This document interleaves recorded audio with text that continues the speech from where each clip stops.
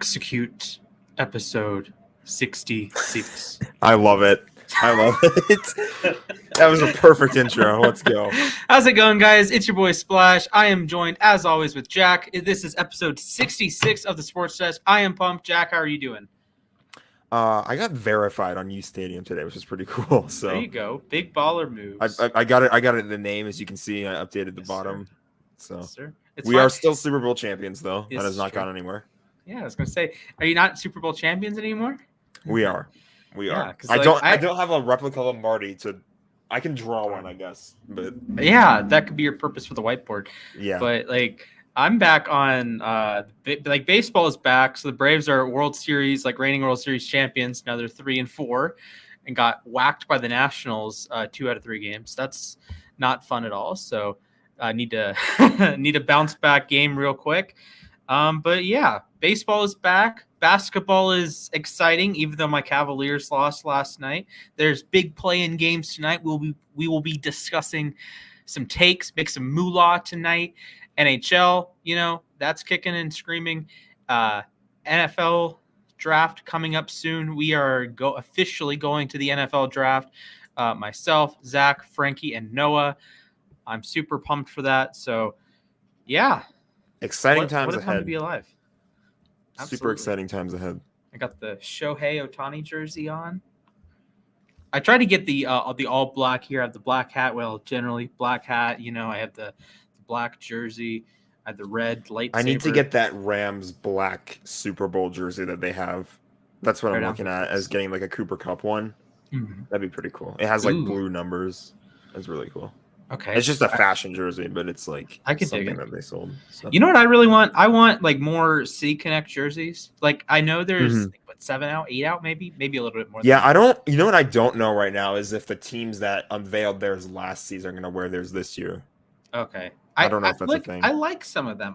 We've talked about them before, but I'm a big fan of quite a few of them. And this year, the Nationals cherry blossom ones just are out of this park. They are tremendous. The Astros ones. Did you like the Astros ones? The hat was fantastic. I think we both agreed on that. The rest of it, I liked it when it first came out. Now that it's settled in a little bit, it's okay. It screams space. It screams Astros. It screams NASA, which is pretty much what Houston is meant for. So it's it definitely accomplishes the City Connect part, if you know what I mean. But as a baseball uniform, I don't know. Hat is a banger. Banger. Hat's absolutely a banger. If that was their normal hat, that would be S tier hat. Which we did list all the tier hats. We did tier list all the hats before, so. Yeah. All right. We did what? Thumbs up, thumbs down on the jerseys? On the City Connect ones, yeah. We did. That sounds about right. So anyways, let's get it started today. We're going to roll through some hot takes. If you haven't already, download the uSTADIUM app. If you tag me or Jack, we will send you some points so you can bet on either tonight's NBA games, tonight's MLB games, a draft take. You can make a take out of anything. Today in the leadership group, I was saying, hey, what if I went on a stream and set an over-under of 9.5 burritos eaten, right? I can make that a take. I can push that out to a bunch of people and get everyone joining in on a take. And that's me eating burritos. You can watch Splash eat burritos. And if you want to watch me eat burritos, drop a comment, tag me on the uSTADIUM app, tag me on Twitter. Don't tag me on Instagram because I don't really use Instagram very much anymore. I wonder why. But anyways, let's get it started with some real life takes we have on the uSTADIUM app as soon as my phone loads, because my phone is really slow with these sort of things. It's a bit of a tragedy. I have an iPhone 8, right? I probably should get a new phone enough at said. that point. You have an iPhone 8. You're outdated by at least a generation or two of iPhones right now. At least a generation or two. Jack coming for my throat there. All right. So, my app is not loading. My phone is not loading. It is taking an absolute eternity. So, I'm trying to add. Do you guys believe, I want to know with the crowd here, do you guys believe in that conspiracy theory that some people think that Apple intentionally sabotages their stuff so that when it gets more outdated, it becomes obsolete and it stops working and it forces you to buy a new one? Because that's kind of what happened to me recently. My phone, I had to get it replaced just because I had it for so long and it started getting just really buggy and glitchy, and it kept crashing and stuff. It was just really annoying. So I had to upgrade. I do wholeheartedly agree with you. I think it's one of the things that they have these little updates. So if you don't update your phone, and You should get just use the Conspo same for this, phone- by the way. Where is he? It's Conspo not even the a conspiracy. snake. This is facts. Okay, we have Conspo the conspiracy snake. He is alive and well. We need to make him on a shirt. All right. Apple definitely infringes upon their products by inserting malware. At a certain point, if you don't update your phone, it'll probably end up working a little bit better than that. So, like if I had an iPhone 5 and just never updated it, it would probably work just fine. But this idiot over here has an iPhone 8 and he updates it regularly, like a good Samaritan would. And his phone is as slow as Albert Pujols running to first base, which for those uninitiated is pretty doggone slow. Molasses called it. It wants its speed back. So, idiot. Conspo, everybody. Good to hear from him. Glad he's doing well. Yes. Yes, my boy Conspo. Unfortunately, you're not the only one with a loading issue right now, though. So let me see what I can do on my iPad. We might have to go to a new segment. Might have to, or we can like pull up some takes from the newsletter that I included last week. Okay, we could do that. Here, let me see pop them up from the newsletter. Yeah. Yeah, my this goes out. We try to get it out at least every Monday. Sometimes it's a little late, but we do try to get it to you at least once a week. Yes. And Jack, how can our fine listeners get your newsletter? There is a link somewhere in the description, I believe, for the Beacons page, and there's a link there where you can subscribe to the newsletter. So there you go. Love to hear it. Do you think Conspo should subscribe to the newsletter? I think you should. I think Conspo at uSTADIUMsnake.com.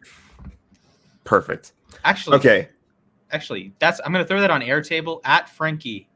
Give me a Conspo at uSTADIUM.com URL. We should get a page on uSTADIUM for Conspo. Like he just has his own. It's feed it's like instead of other topic, I'm gonna make a Conspo the snake I'm gonna make a Conspo the snake account. Launder some uSTADIUM. Okay. Joking. First take. Purely for joking purposes. All of these takes were in the newsletter last week. This first take is from Eli G on uSTADIUM. The Bulls are round 1 exits. I would agree with this. I don't think it's particularly high. They have struggled mightily against top teams in the East this season. Top teams in both conferences, actually. They have slipped all the way down to the 6th seed, and they have a bit of a. They're the 5 seed. They've slipped down to the 5 seed. They have a bit of a rough matchup round 1. Are they the 5? I was so confident in that. Okay, let's see. Chicago Basketball Reference. Because I don't think the Bulls are very good, but I don't think they are. I can't. Okay, I'm going to try to make an NFL analogy. They are the 6th seed. They play Milwaukee round 1. They are a good team, but they can't beat other good teams. A lot of their wins are against like the bottom feeders of the conference. So it's when they play a bad team, they take care of business. You're in that like tier of where you're good enough to like beat the mediocre guys, but then like when you have to come and play like the big guys, it's not going too well. Right. Yeah, this is like the kind of team that will get swept by. I think they could honestly get swept. I would be more surprised if I had to like rank the outcomes. I think it's more likely the Bucks sweep the Bulls than it is for the Bulls to win the series. I think the Bulls are very good. DeRozan had a monster season. Levine. I believe Lonzo's out, actually. They've had a great season, but I don't think they're as good as the Bucks. I think the Bucks are just a step ahead. The Bucks won the championship last year. They have the best player in the world in Giannis, and I don't think the Bulls will be able to overcome that. And I think the Nets are better. I think the Cavs would be more likely to win that 3-6 matchup, especially if Jared Allen played. I think even the Hornets or Hawks might have a better chance. I think the Bulls are better than those teams other than the Nets and maybe the Cavs. But I don't trust the Bulls to beat a playoff team 4 times, if that makes sense. Yeah, that does make sense. Okay, next take is another NBA one. This is from our boy Stefan. We do have a Shout out to comment. him.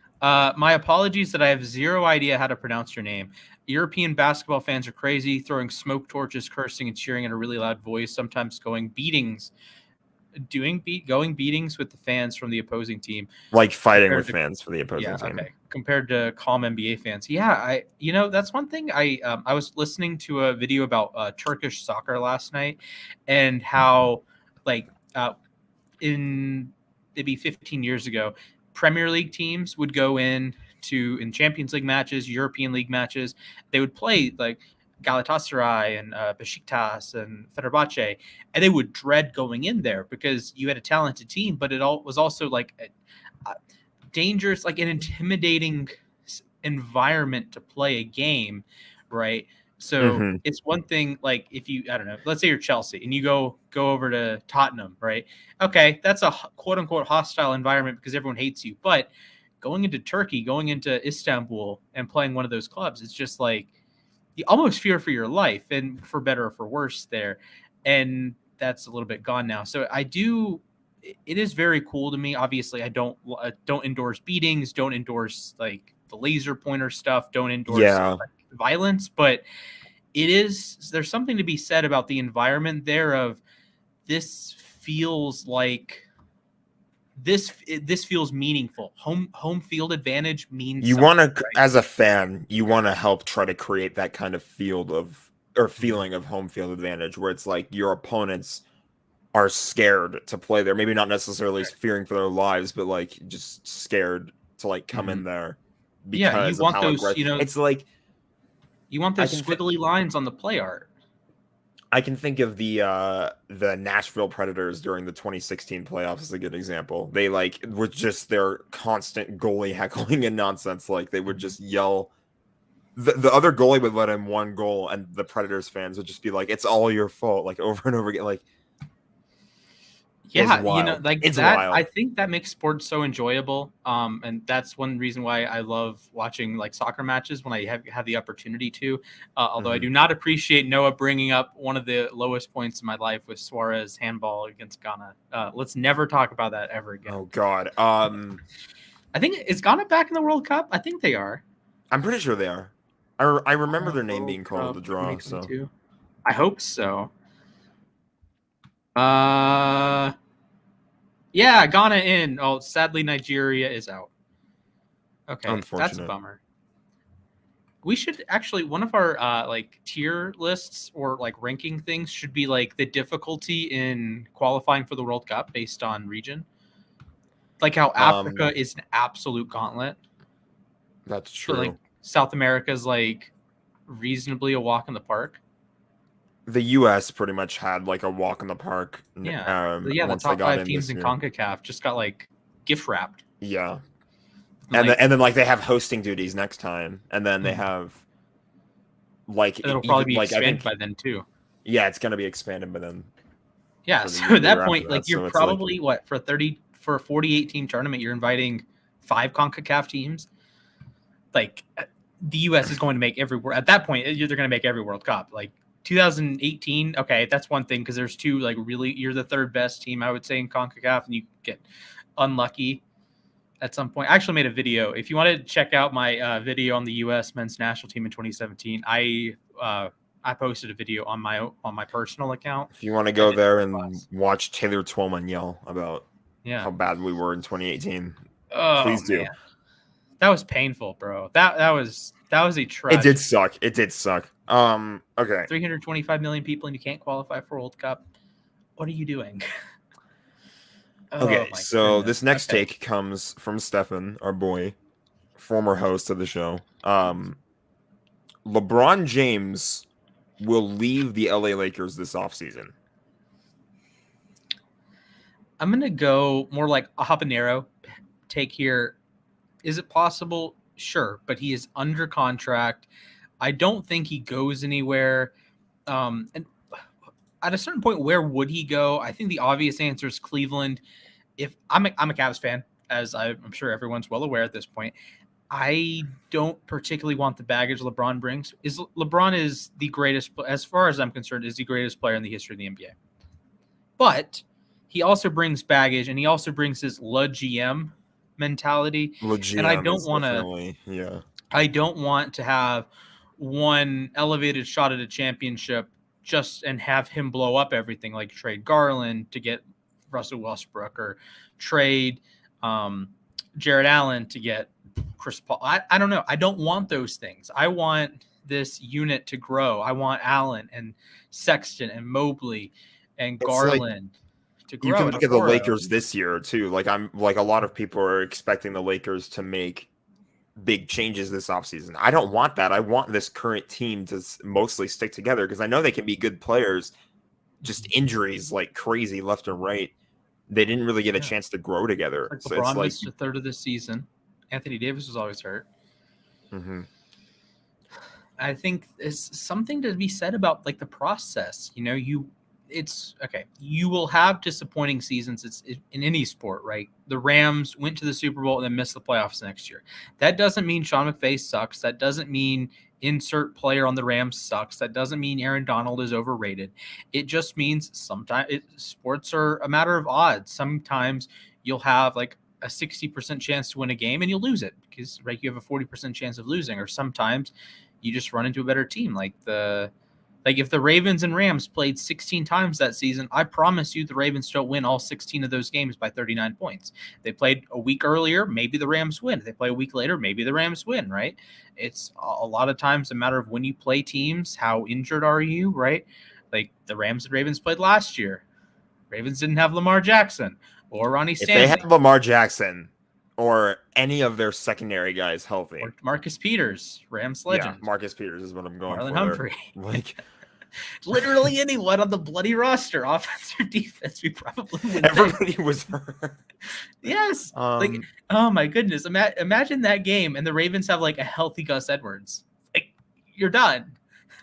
It's not. I'm not gonna say the Rams immediately lose, but it would have definitely been. Well, I can't say that it wasn't close because it was a 1-point game, but it still like would have. We lost 3 games by 1 point.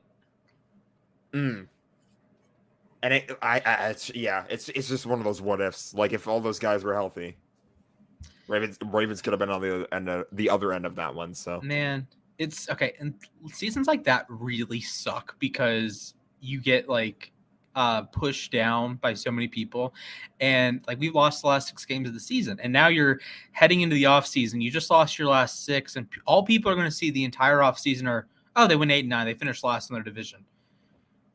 Okay, great.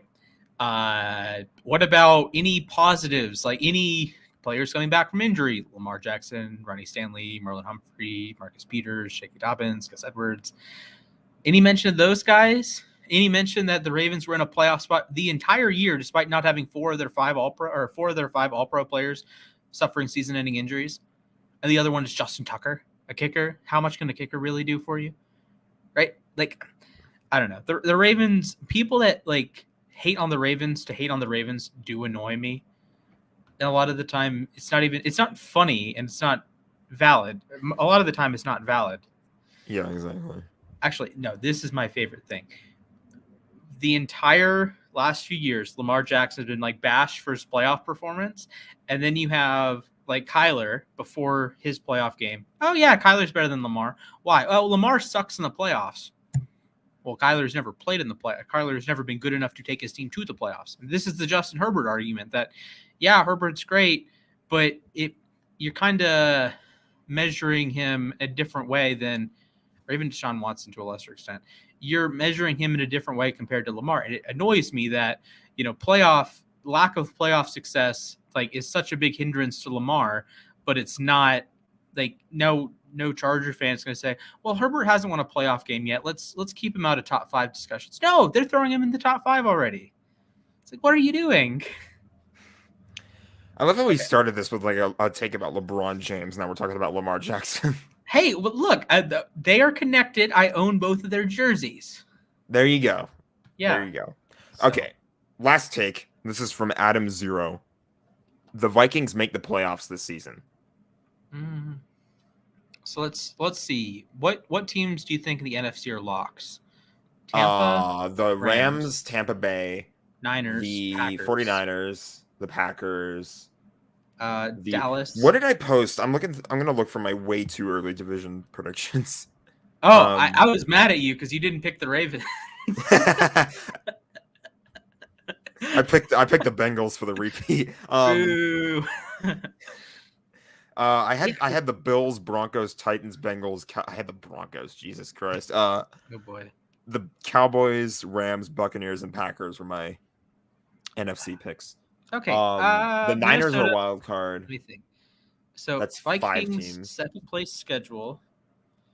They play in a division with Detroit and Chicago, who may not be very good.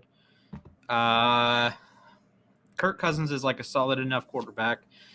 I don't trust their defense. Like I like their offense. I actually like their offensive line more than a lot of people do.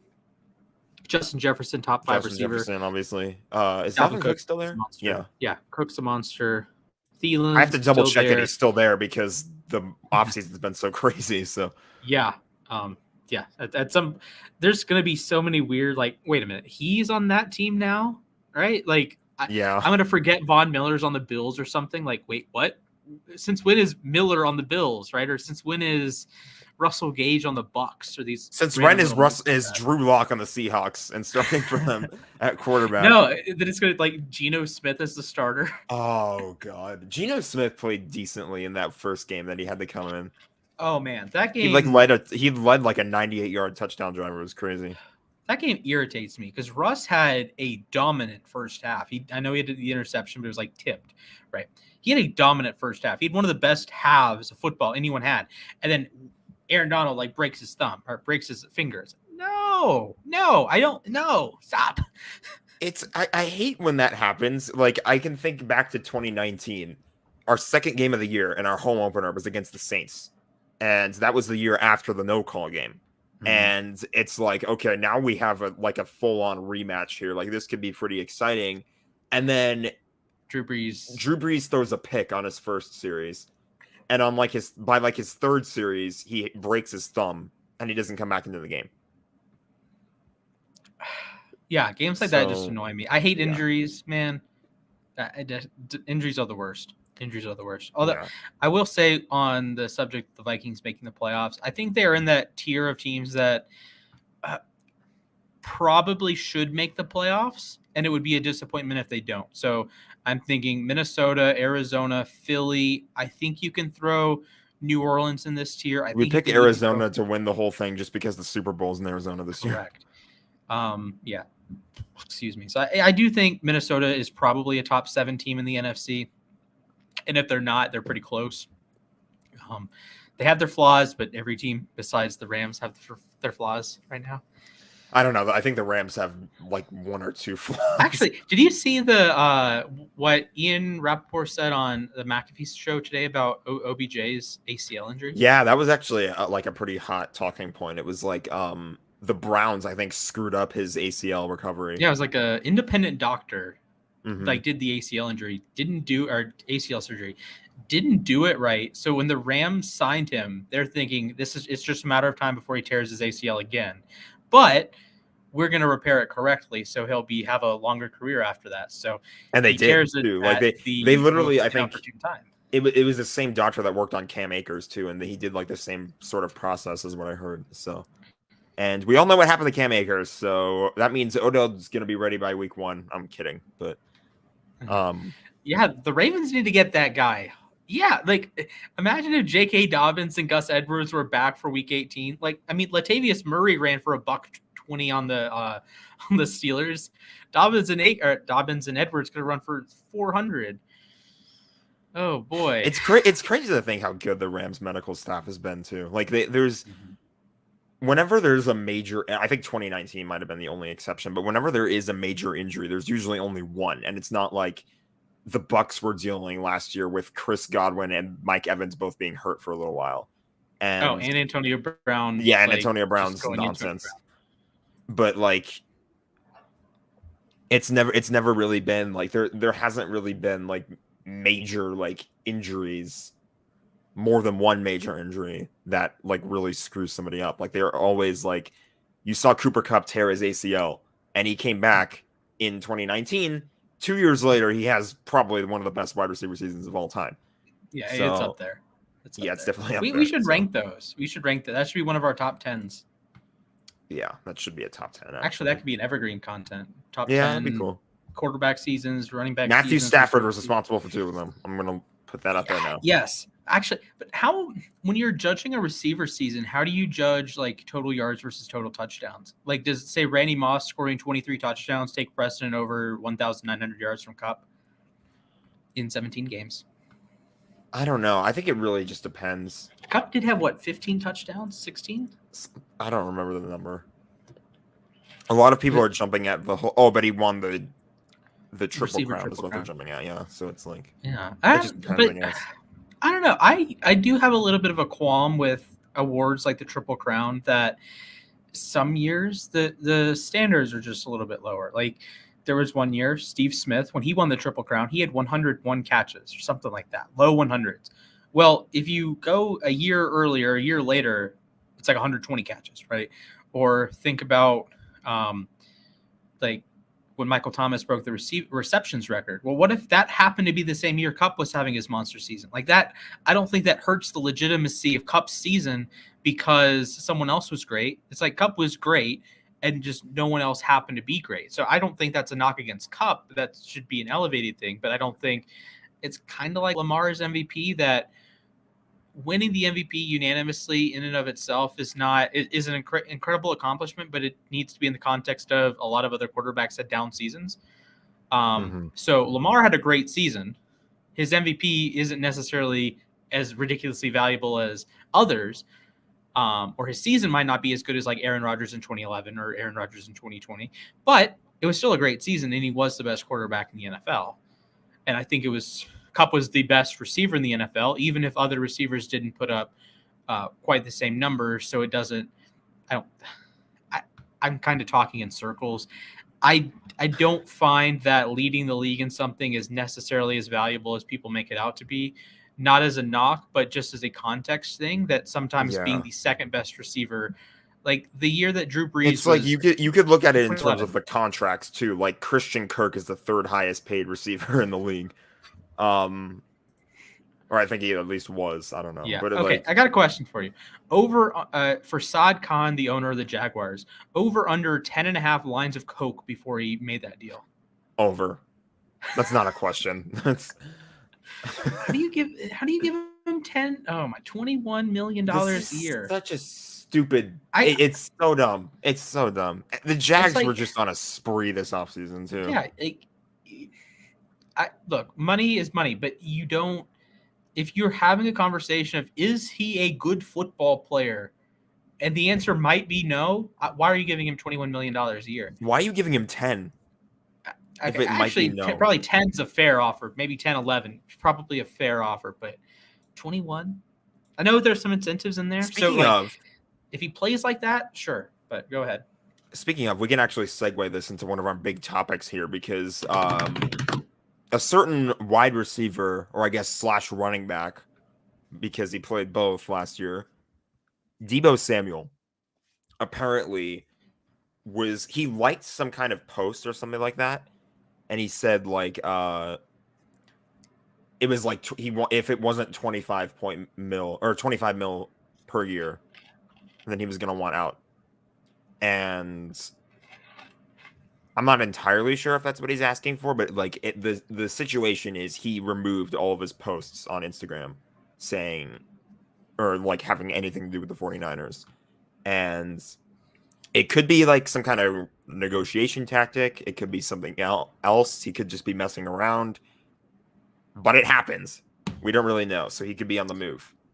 Mm-hmm. Yeah, I think removing the Instagram post, that is a negotiating thing because he doesn't have much sway. He doesn't have much leverage. He has his play on the field, and he has what the media thinks of him, right? So if he's going to just remove, and then he has all the crap he talks on Twitter all the time. Yes. So I have a feeling that Deebo gets traded, and you can look at the Beacons link that we have. uSTADIUM has some news, some nuggets from the draft, right? So that's part of the draft is who could be traded. So Deebo, I think there's a reasonable chance he gets traded, and 2 reasons. First, his value might be higher in a different offense.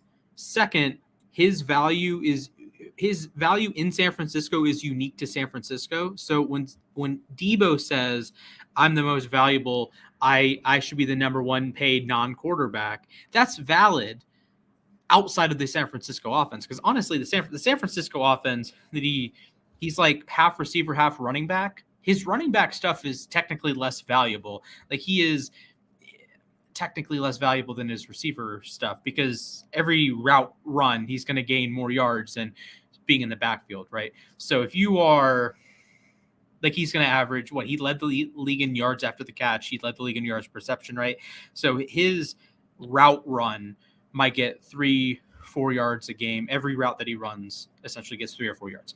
Mm-hmm. Every run in the backfield, the 49ers are showing their hand and saying, okay, we're going to run the ball with Deebo in all likelihood, which hurts your overall rushing efficiency when there is no will they run, will they pass sort of deal. So I think his value would be higher just about anywhere else in the league.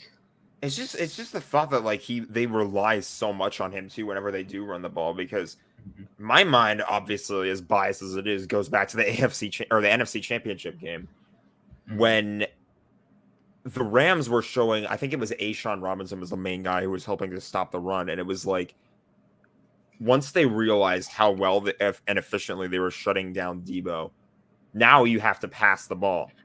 And they were in a position last year where they did not want to pass the ball with Jimmy Garoppolo in a clutch situation. Mm-hmm. So it's like, I don't know though. It's like, who would be willing to like have a guy like that in their offense? I think he's a fit anywhere. And I think we've seen the skill set that I think he can be a true number one receiver. Is he as good as Cooper Kupp or Jamar Chase or Justin Jefferson? Maybe not. But I think he can be a top 10 receiver. And then you bring in the value as a punt returner, as a running back, that at least as like a change of pace guy. I don't want him to be my full-time running back. He can run between the tackles. He showed that. He can run outside the tackles. He showed that with San Francisco. He can throw a touchdown pass, which is what this I is saw. true as well. So I think there's value, and I think he's more valuable elsewhere because running backs are inherently less valuable. So yes, he does bring that versatile skill set. And yes, I've even written about Devin Duvernay should play running back, or I like how the Falcons and Patriots and other teams have used Cordell Patterson as a receiver turned running back. But that's a Patterson skill set, right? That's a Duvernay skill set because it depends on the player. Yeah, sure. Neither of them are particularly great receivers. Deebo can be a legitimate number one receiver. He can get open. He is tremendous after the catch. And yeah, the running game is a nice bells and whistles thing, but that's not what you're paying him for. You're paying him for his receiver stuff. So if anything, I feel like San Francisco is kind of artificially deflating their value because they know the running game is not quite as valuable as the passing game. And they're saying, well, if you are, I don't know, like a 1,000-yard receiver and a 400-yard rusher, well, those are more understandable numbers than if you're a 1,600-yard receiver, right? If he had the same number of, if you translate all of his like rush attempts into targets, that's a scary number of yards. He is like among the league leaders in receiving yards at that point. I'll look up the actual number, but it is kind of scary how he was like a really big piece of the offense during their Super Bowl run a couple years ago. Yeah, and he was the one, or was it Sanders? He was either him or Sanders that was overthrown by Garoppolo. Okay, so I have the numbers here. So last year, Deebo had 59 rushes that gained 365 yards. So over 6 yards carry. Very, very efficient. The problem is every catch of his, 77 catches, went for 18.2 yards. That led the league. So he finished with 1,400 receiving yards and 365 rushing yards. If you translate those 59 rush attempts into targets, so he catches, I'm going to do some quick math for you. So the San Francisco 49ers have pulled the wool over your eyes. If he had those 59 rush attempts and those turned into receptions, those turned into targets. So last year he got 63.6. So I have 59 rush attempts. Hopefully you can see that. He catches 63.6%. That gives him 37.5 extra catches. Multiply that by his receiving average of 18.2 yards per attempt. That's 682.9 yards. If you add that to his total of 1,405 yards, he smashes any receiving record known to man.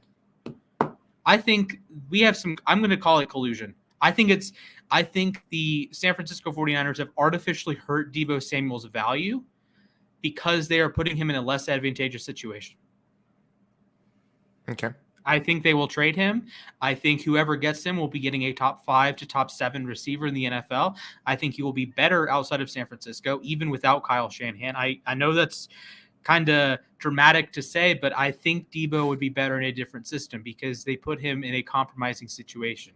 Think about, I don't know, like if you made Steph Curry only shoot twos, like, yeah, he's going to be good at it, but those aren't as efficient as 3-point shots. Mm-hmm. Yeah, So I think a team needs to use him as wide receiver 1 because he can like we've seen before, he can definitely be that guy. So absolutely. Okay. What was the next topic? I completely forgot.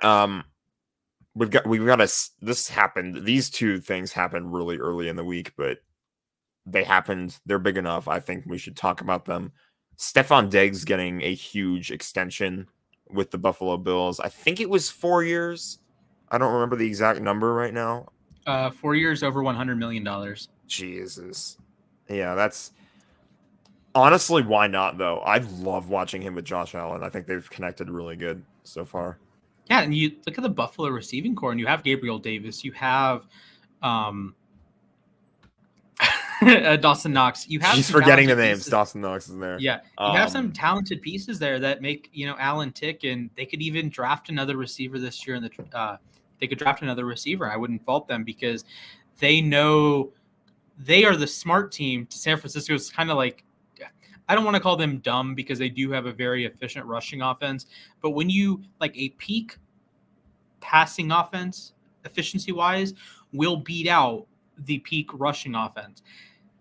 I'm going to circle back to the Ravens here. The 2019 Ravens had a more efficient passing attack than the rushing attack. The rushing attack was the most efficient rushing attack in the history of the NFL. And they still had a more efficient passing attack. Let that sink in. 7 teams had a more efficient passing attack than the Ravens rushing attack that year, which is one, a testament to how good the rushing attack was, that it would have ranked 8th as a passing offense. But yeah, the Ravens had the most efficient passing attack in 2019 on a expected points basis. So no matter how good you can be running the football, the option to pass is always more effective. So the Bills are feeding into that, and they say, okay, well, if we have to run, we have Josh Allen. So he's going to, if we need a rushing touchdown in the red zone, if we need a 3rd and 3 on a scramble, he can pick it up. But we're going to primarily build a passing offense. Props to you, Buffalo. Yes. I like the primary building a passing offense, and like especially with a dual threat like Josh Allen too, because he can run the ball really, really well, which is a nice surprise that I saw out of him. So amen to that. Yeah, good to see that for Diggs. Congrats to him. Next one, Brandon Cooks, Rams legend Brandon Cooks was in a little bit of a first round discussion. Pick legend. Yes, sir. He was there was discussion as to whether or not he would be traded, what was going to happen there. As it turns out, he's going to stay in Houston. I think it was just a 2-year deal, but I like that deal. I don't think it's too bad. I mean, I'm pretty sure he's wide receiver 1 essentially in Houston. Yeah, for sure. So he's consistent enough to the point where I think that he can make it last. Obviously, he's not going to. Who the heck is even going to be the quarterback for the Texans this year? Probably Davis Mills. Davis Mills. Woo. Maybe. I've seen worse. I think it's going to be Davis Mills. I've seen worse. So, they could make it work. I mean, Cooks has been fairly consistent enough to the point where I think that he can continue to be wide receiver 1 unless they draft a wide receiver and the Texans just start going crazy on offense. But I think the one huge issue I see is the injury history too, because this guy, I think a big reason why the Rams did eventually move on from him is because of the constant concussion problems. So maybe I don't know if that's actually been a thing in Houston. I don't think it was, but like I think it maybe plays into a little bit as to why it was only a 2-year deal. Mm-hmm. So we'll see. Yeah, you don't really know what direction Houston is going in at the moment because they don't have much talent, but they also don't want to like blow it all up, which is strange. And I'm thinking, hey, maybe just I don't know, trade Cooks, get some extra draft capital, trade Laramie Tunsil, get some extra draft capital. Heck, you already have the number 3 pick, you already have the number 13 pick. Why don't you, I don't know, trade Tunsil, get a first round pick or a second round pick, draft a tackle at either 3 or 13, and then just go from there and build a new roster, and you're not strung with, massive cap hits with Tunsil and Cooks and company. I think if I'm Houston, if I'm Nick Caserio, I just blow it up. I would just totally blow it up, take all the foundation, just nuke the city of Houston. Damn. All right. Yeah, essentially. That's what I would do. I would blow the entire thing up, hire a head coach that you're not going to blow the stadium up too, fix the Astrodome, and put the Houston Texans in the Astrodome. Yes, do that. Like I don't know what's stopping you from doing that. I know your division kind of sucks, right? The Colts are wobbly. The Titans are like I a don't good know. team, but not The like Titans a Super Bowl good caliber team. The Jags don't have a direction right now other than Trevor Lawrence. So if I'm Houston, like I get the allure of, hey, maybe we can compete, but no, your roster sucks. There's winning too many 4 games pieces. is an overachievement for you guys. Exactly, and it's like I just blow it up. Now that Deshaun is out, you just gotta move on. Yeah, you gotta just move on from that whole era. I feel like you can't. To quote Mike from Breaking Bad, no half measures. Either go all in or all out. Either trade everyone, trade Watson, trade Tunsil, trade Cooks. Don't trade anyone and try to compete. There's no point in saying we're just going to trade Watson. We're going to get 3 first-round picks and that's it. No, you got to either go all in or all out here. Because you made a halfway move, you got right to the 50% mark. If you continue, okay, you're totally rebuild. If you like backtracked and said, no, we're going to keep Watson. Watson's a special case, I know. But if you just keep Watson, then okay, you can compete with Watson. I don't know. Houston, you're going to go like 4-13 again, 5-12 again. 5-12 might be a little much, honestly. Yeah. They got a win over the Titans last year. That was weird. Probably not going to happen again. They beat the Chargers. That's probably not going to happen again. Oh, God. That was Jags. One of the worst games. I can't believe they beat the Chargers they that beat the last Chargers. year. And this is before the Chargers had like all their good guys now. And it's like just... This is why I don't trust the Chargers to be good next year. The Chargers are so bizarre, man. Because it's like they've got plenty of talent for sure. But the franchise has always just been it's just something about the franchise. That franchise is goofy, man. It is. Right. It really is. Speaking of goofy franchises that are in the city of Los Angeles, your Lakers were doing some weird things, and they sent Frank Vogel to the firing squad this weekend. They did. Thoughts? Don't hate it. I think this is. I don't know. I don't want to jump in and say like, oh, this is GM back at it again, but it's like, I don't know. It's weird. Obviously, Vogel was in a really tough spot to start off with because it's not his fault that people were getting hurt left and right. Right. It came to a point where the Lakers needed to make a tangible change. And this is one of those situations where it's like the coach kind of just has to take the responsibility for it. Mm-hmm. I won't say he coached the greatest season ever. I heard there was like a lot of... I didn't watch the Lakers too much as the season kind of ended. I kind of just tuned out. And I heard there were a lot of like really bad roster decisions or like rotation decisions and stuff like that. Mm-hmm. So it didn't sound like it was the most like perfect season of all time or anything. Like I said, it seems to me like it's one of those situations where the coach has to just take the blame for it. Mm-hmm. And it's a tangible change when you have a season that bad and you need like, I think it was 41 different starting lineups. It's like what are you gonna do? Like, I don't know. Tough spot. I think Splash just froze. He's lagging. You're good now, I think. I'm gonna restart. You're gonna restart. I'll be right back. All right. He'll be right back, everybody. I don't know what I'm gonna talk about, but we'll talk about something. Let me pull up some stats for the Lakers really quick. Let me just find. It was not good. Well, definitely. I think they were like 11th or something like that. Splash is back. That was quick. Howdy. I didn't know. I was gonna pull up like some Lakers stats anyway, because stats are good. like something to ramble about when I'm alone. But you came back quickly. Let's see here. Their record was 33-49. They were 11th in the West. I don't know where to get more stats, honestly. Like I look up Lakers and like 90% of the results are like coaching search. Apparently, there's talks that they might trade Russell Westbrook for Gordon Hayward. Who? I don't know why the Hornets would make that trade. Why would you want Russell Westbrook? Like I don't. Like I said earlier when we mentioned the Lakers, I think you got to keep most of this core roster together because the injuries just were horrible. Mm-hmm. But that's probably not going to happen again. Right. And you can really give this core roster and like this big three that the Lakers have another chance. I think that they can compete if they stay healthy.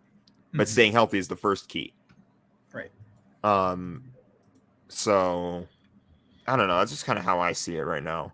Yeah, I agree with you. I think it's one of those things that sometimes the season doesn't work. So you have to. I would try it again. You have LeBron. You have Anthony Davis. You have Taylor Horton Tucker. You have some like Taylor Horton Tucker is a stud. Austin Reeves had an exceptional. Didn't he have like a triple double in the last game? Yeah, he had like 35, 15, and 10, and the only rookies ever to do that are like LeBron, Magic, and Oscar Robertson.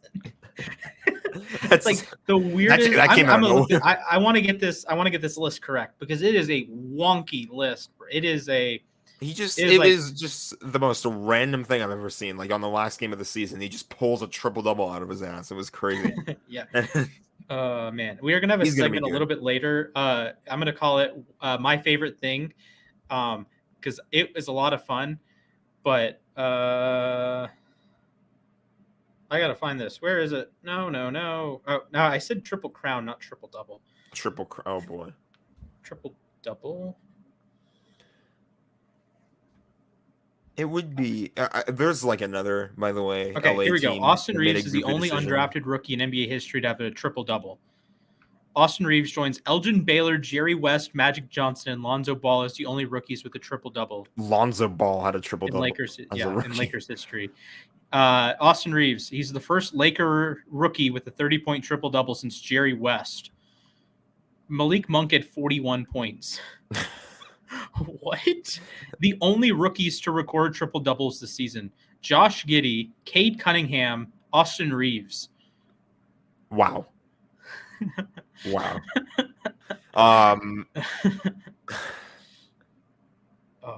This is unbelievable. I can't find the ESPN one because it was so good. I can't find it. Where is it?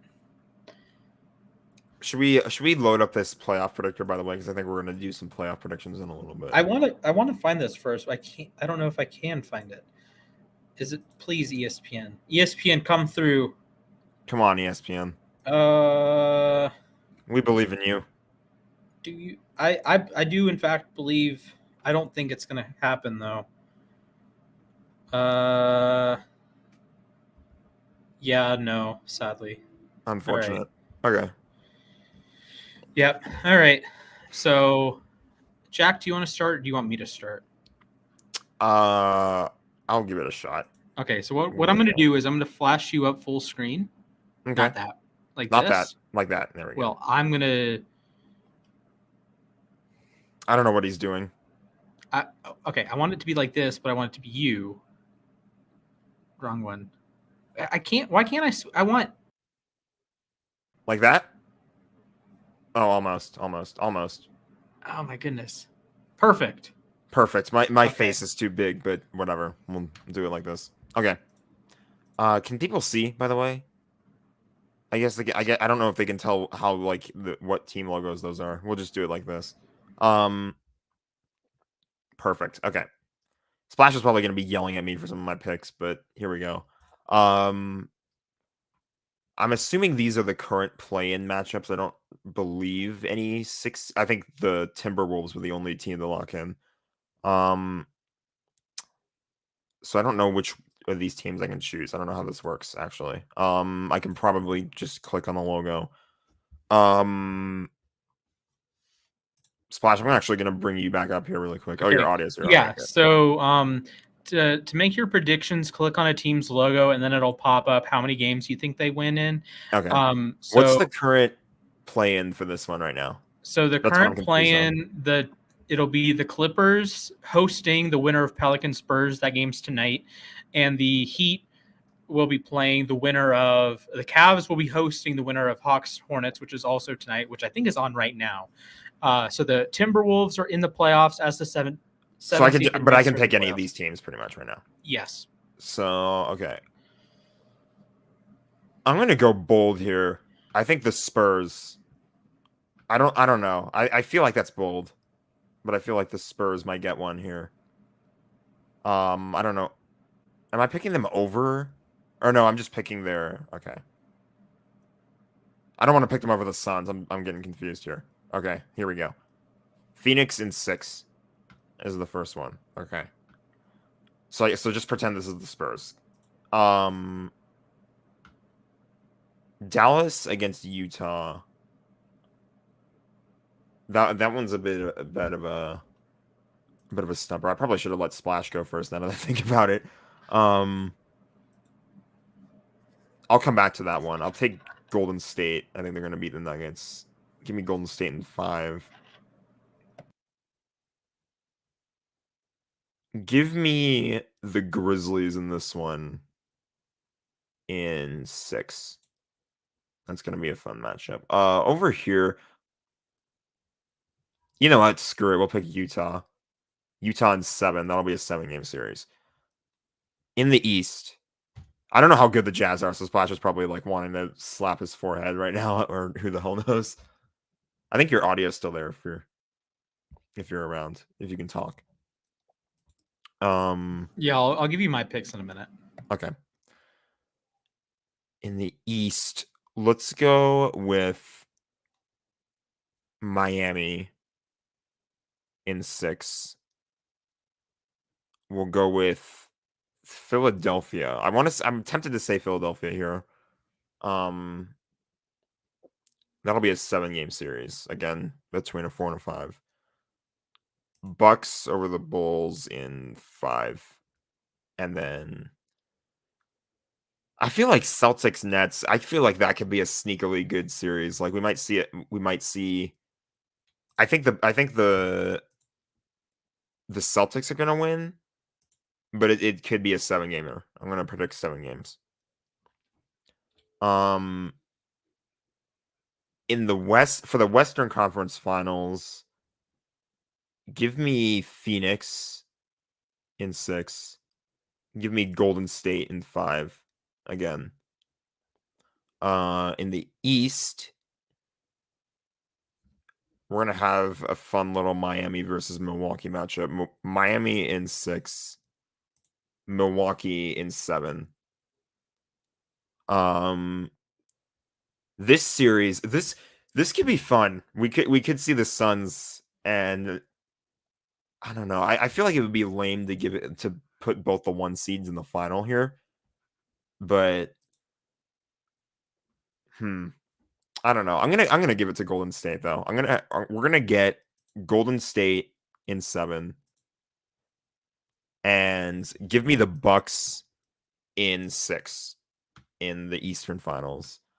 So we'll have a 3 versus 3 in the NBA Finals, and we're gonna go Golden State in 7. I don't know how to get rid of that, but that's my prediction. Good stuff. I'm back. Those are probably horrible, but I tried. No, you're good. You're good. I will get it started. So let's do the whole song and dance again. Jack, just turn your camera off. That should work. Hold up. There you go. Hello, boys and girls. Welcome to Splash's NBA playoff predictions. I obviously, as the NBA guru for uSTADIUM, just kidding. I watched 0 NBA games this season, but I think I am adequately prepared to answer these questions. So first off, Suns in 4. It doesn't really matter who they play. Maybe if they play the Clippers, maybe Suns in 5. They're gonna wash the Pelicans or the Spurs if they happen to play them. I'm gonna go Dallas in 5. Utah just self-destructs in the playoffs. They have this tendency of like absolutely sucking. Rudy Gobert is one of the worst playoff performers just because of how much he can be dismantled defensively when you bring him out to the perimeter. But this is contingent on Luka Doncic playing. I will say that if Luka Doncic does not play, I will have the Jazz winning this series probably in 7. If Luka plays, Mavericks roll. I have the Warriors over the Nuggets. I don't think the Nuggets are very good. Yes, Jokic is cool, but I think the team defense that Golden State plays, Klay Thompson is heating up. Curry might not be available early in the series, but I don't think it's going to matter particularly. Jamal Murray is not back yet for Denver, so Golden State washes there. I'm also going to have Memphis advancing in 5, so some quick series out in the West, but I do have the top 4 teams advancing. Over in the East, as much as I want to pick the Cavs over the Heat, and as much as I think the Cavs could potentially beat the Heat, I'm going to take Heat in 6 there. Philadelphia, Toronto, there is no Matisse Thybulle in the games in Toronto, so games 3, 4, potentially 6. I don't think that's going to matter too much in the end. I think Philly has enough firepower. I think they might drop one of the games in Toronto, but I do think they take care of business in 5 games. Bucks, Bulls, I think Milwaukee sweeps. I think Chicago is a very good story, very good season. DeMar DeRozan is going to be an All-NBA guy, get some MVP votes, but I don't think the Bulls have the horses to compete with the Bucks, especially during playoff time, especially when Giannis goes absolutely God mode. I'm going to have the Celtics advancing over the Nets in 6 games. The Celtics have one of the best defenses, if not the best defense in the NBA. They have been just phenomenal. They are up with the Suns as the best team since January 1st. They have guys that can put the ball in the bucket. Jason Tatum, again, exceptional defensively, super well coached, and I think they will knock out the Nets. I know the Nets are going to be a popular pick. I believe they're still favorites to win the championship, ironically enough, as a 7 seed.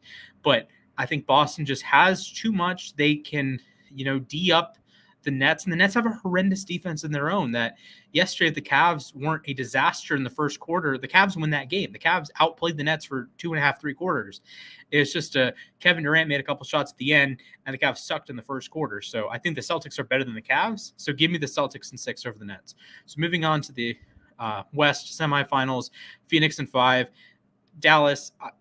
Sorry, Phoenix is just that good. They are Booker, Paul, Ayton, Bridges. They're just spectacular all around.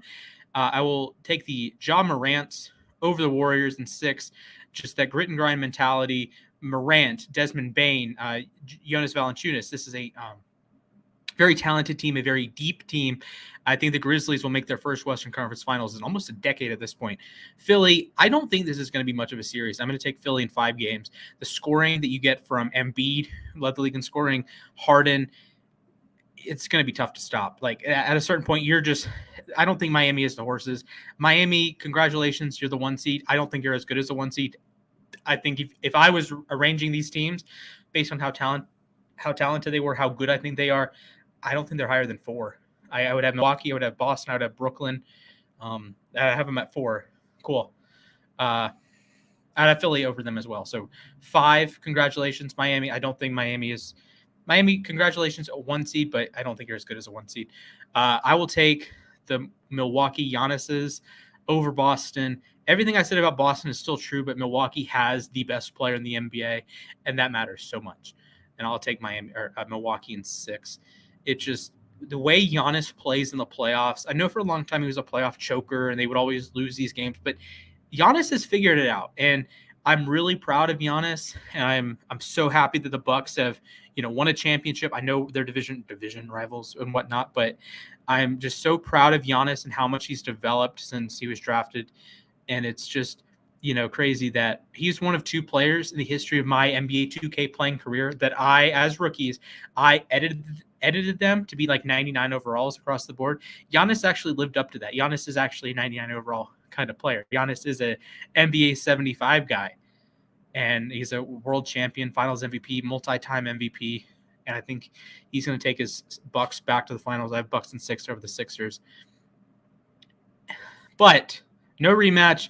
I have the Memphis Ja Morants winning a Game 7 at, I think it's Talking Stick still, wherever the Suns play. It used to be called Talking Stick. I have the Grizzlies advancing to their first NBA Finals. Ja Morant showed in his limited playoff career that he is a baller. He will be the best player on the court for all 7 games of this series.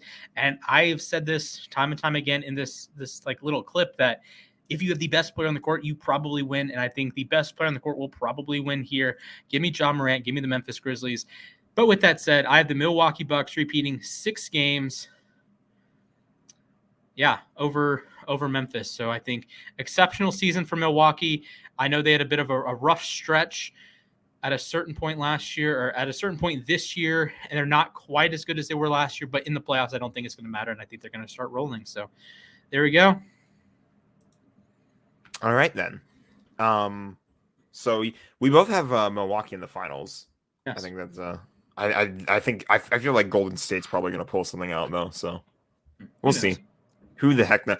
That's just the fun thing about the playoffs is like all you need is an opportunity. All you need is to get in the dance, and then you can do something crazy. So, do you know how weird that would be, though? I think we're gonna do like a thumbs up, thumbs down later on in this episode about different playoff formats. Mm-hmm. But it would be weird if you had to play like every single team, like literally every single team in the postseason, instead of just like the 4 that you meet throughout the series. Uh-huh. So it's like, I don't know, like a King of the Hill type thing. Yeah, that would be fun, actually. Yeah, that would be a good. That could be a fun like Madden tournament. Yeah, that could be. I know we talked about the Madden World Cup, but we're trying to do the World Cup first, and then we can see where we can go from there. Yes. Actually, we could do one that's just like testing all of the playoff formats just in Madden form. You know what? I think we're actually there. We're at the playoff format segment right now, so we can. All right, let's do the at the playoff format. Perfect segue. Here we go. Thumbs up, thumbs down on the playoff formats of every single sports, or not every single sports league, but all the major ones that we can think of. And Jack, tell us about some new rules we're instituting for thumbs up, thumbs down. We're not going to have any of the fancy like sideways or maybe we can do sideways thumbs, but we're not going to have any of the fancy like 1.5 or no thumbs or something like that. We're either doing straight up yes, maybe, or no. So there you go. All right. So, I give that a double thumbs up right there. Yes, for sure. Okay. What is the first one we should start with? I guess since we just talked about the NBA, we might as well do that. Yeah, I think we can probably lump the NBA, NHL in together. Well, I guess no, the NHL is a little bit different. We should talk about like qualifying for the playoffs too and whatnot. So the NHL is a little bit different. Qualifying for the NBA playoffs, either conference, East or West, you have to be in the top 10 to at least make the play-in. Top 6 are locked in. 1, 2, 3, 4, 5, 6. 7 through 10 enter the play-in. So yesterday we had the 7 versus 8 matchups. The 8 team heads to the 7 seeds arena. So Cavs headed to Brooklyn, Clippers headed to Minnesota. The winner of that game entered the playoffs as the 7 seed. So congratulations, Brooklyn and Minnesota. The 8 seed gets to sit, and they get to host the winner of the 9 and 10 matchup. So Spurs, Pelicans in the West, Hawks, Hornets in the East. So the winner of the 9-10 game plays the loser of the 7-8 game. The winner of the, let's say it's Cavs, Hawks, the 8-9 game for this point, 8-9, 8-10. The winner of that game enters the playoffs as the 8 seed. And then it's traditional 1 versus 8, 2 versus 7, 3 versus 6, 4 versus 5, yada, yada, yada. No reseeding during the playoffs. 4 rounds, 7 games apiece in each round. And the winner, wins the NBA Finals. first team to 16 wins the darn thing. Yep. Is there like a specific way that they decide the home seed for the finals, the home team for the finals, or is it just better record? Better record during the season. Okay. Obviously that's the traditional, like, normal 16 team format and whatnot. I think the only issue that I have with the NBA is the play-in tournament happened this year, and this year was not a shortened season. I give the NBA some credit for, like, trying to be unique, and, like, the regular season doesn't exactly mean the end. Like, if you're the 9 seed and you just miss it, you can still make it. But at the same time, I also take issues with that because you're supposed to you're shooting all season long to try to make, before the play-in tournament, you're shooting all season long to try to make the 8 seed. So it's like... Yeah, I think it undermines the regular season a little bit. It undermines what it means to, like, be the 7 seed. So, like, if you are the 7 seed and you lose 2 games, you're done, right? If you're the 8 seed, you work all those games. And I liked it during the pandemic year. I liked it last year with the 72 games. But this year, like, every team in the NBA signed up for 82 games. Exactly. And every year before the last 2 years of the pandemic, you signed up for 82 games. Top 8 teams make the playoffs. Done. Line drawn in the sand. Yeah. And now I think you're just letting in more mediocre teams. And yeah, they're going to be exciting games. Yeah, I want to watch Trae Young and LaMelo Ball. And, I would watch Zion Williamson, but he's still out. Spurs, I don't know what the heck they're doing. Dejounte Murray's fun. Like, those are cool games, but do you really want to watch a potential Spurs-Sun series? No. Do you really want to watch a potential Pelicans-Sun series? No. You probably barely want to watch a Clippers-Sun series. And the Clippers have Paul George again. So I don't know really what to – I don't – at a certain point, you are adding 66.7% of teams are making the playoffs, if you will. Yeah, and that's where it becomes an issue. Like, you don't want to have too many teams make it, or it just becomes like just too many really bad teams have a chance, or mediocre teams have a chance to make it in. And it's like, in some cases, like, obviously we can make an exception for the pandemic because, like, they didn't sign up to have that pandemic season, or in a 72 game season you usually play 82. So there should be some leeway there, because there are some years that the playoff seeding changes in the last 10 days of the season, last 10 games of the season, that, even this year, that the Nets were 10th in the East, and then all 3 of the teams ahead of them, 7, 8, 9, lost, and all of a sudden, the Nets are in 7th, and they control their own destiny. So I thought it was fair with the 72 game season. I don't like it with the 82 game season. I don't like it with 82. So I'm going to say thumbs down, 1 thumbs down. Props to the NBA again for trying to be ballsy and come up with something fun for getting into the playoffs, but I don't think this is it. It doesn't work with a full season. If you're doing like the shortened season, or like pandemic season where they didn't all play the same amount of games, so like everybody had to, like, kind of just play 8 games and then their seasons just ended there, or something like Suns. That. You go 8-0 in the bubble games, still miss the playoffs. Yeah. I mean, that was disgraceful. God. Man. All right. I think we should head over to the natural buddy with the NBA, the NHL. So, Jack, do you want to take it over and explain how the NHL playoffs work? The NHL playoffs, they kind of work the same way, except it's no longer, after a realignment happened in 2013, it's no longer 1-8. It's, you're trying to get into the playoffs, you need to be the top 3. You need to be a top 3 seed in your division. So there's 4 divisions, 8 teams per division.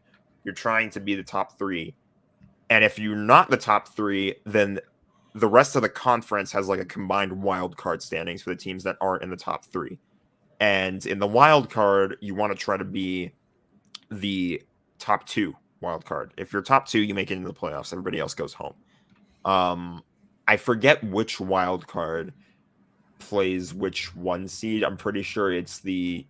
I actually don't know how it works. Does it rotate? I would imagine it's based on record. I guess it could rotate, but... Yeah, I think it's based on... I think I don't know how it works, but it's like we're gonna say it's based on record. So the number 1 seed in the West, so that would be like the Pacific and the Central. So the Like one seed in the whoever has more Pacific. points between those teams will be the overall one seed in the West, right? And they will get I the guess that's a good way to worst put it. Yeah. wild card team. And then the 2 plays the 3. Yeah, the 2 plays the 3 in both divisions. Yeah, and then from there on out, it's just the normal. Yeah, first team to win 16 they're like games in pods. So like the Central will have a pod that's 1, 2, 3 in the Central, then a wild card team, and then the West or the Pacific will have a 1, 2, 3 with a wild card team. Metro 1, 2, 3 with a wild card team. Atlantic 1, 2, 3 with a wild card team. And then you just progress through the playoffs like that. Best of 7 every series. First team to 16 wins the darn thing.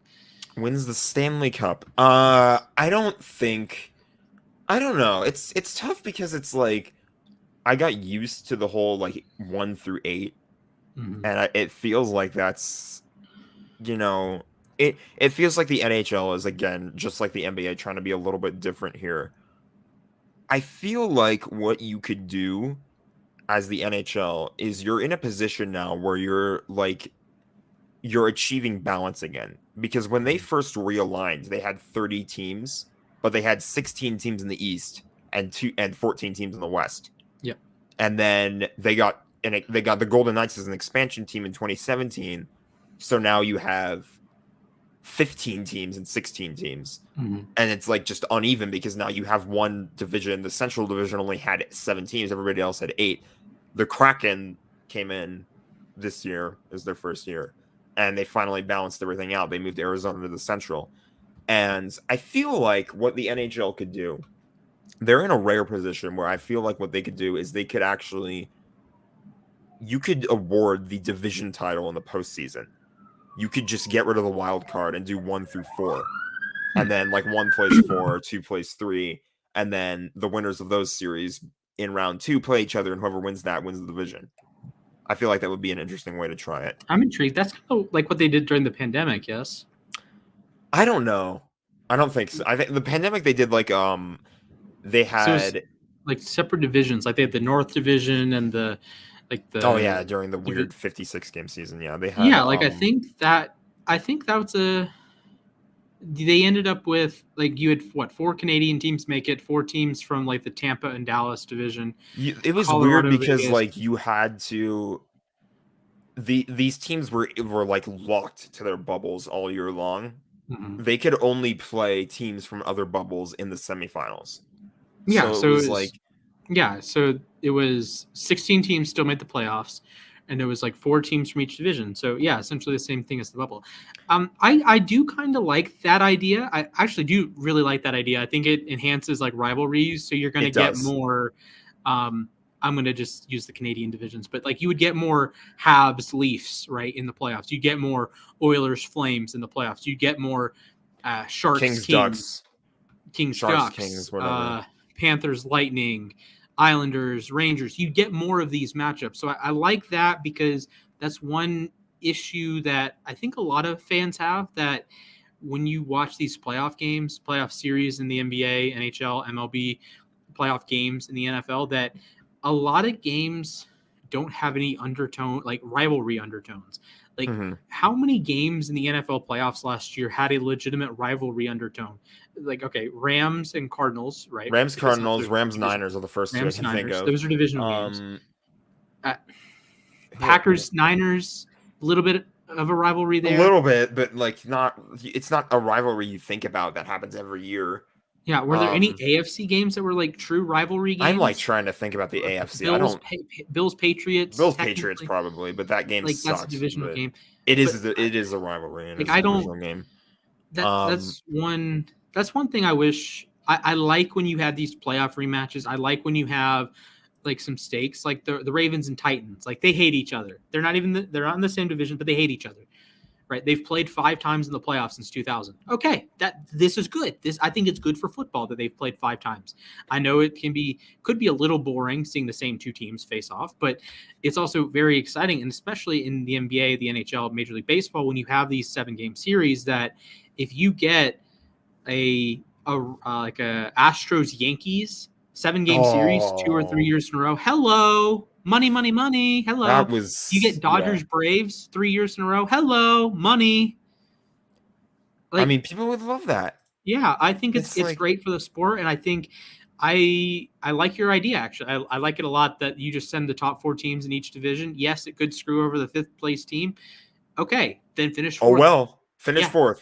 finish 4th. All you got to do is finish That's 4th, the and then you same can win issue the we have with division. the play-in tournament. Like Right? you gotta do better to make it, and that's just an idea I had.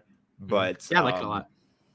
the way they do it now isn't horrible, but because it makes you worry about your division first, not just the conference as a whole.